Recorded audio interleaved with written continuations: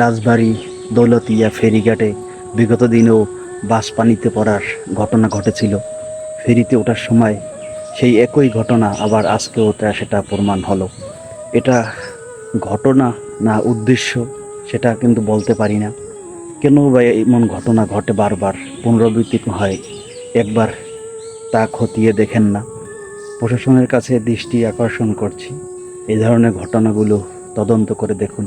এটা এটা উদ্দেশ্য নাকি ঘটনা, দুর্ঘটনা, এটা একবার প্রমাণ করে দেখুন। বারবার এমন ঘটনা মানুষকে হৃদয় বিদারক করে তোলে।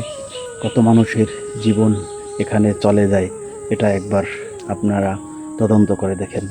এ ধরনের ঘটনা যেন আর না ঘটে সেই ধরনের ব্যবস্থা গ্রহণ করুন। তা না হলে মানুষের জীবন নিয়ে শঙ্কায় পড়তে হবে। এই রুটে যারা চলাচল করে এদের অনেকেই।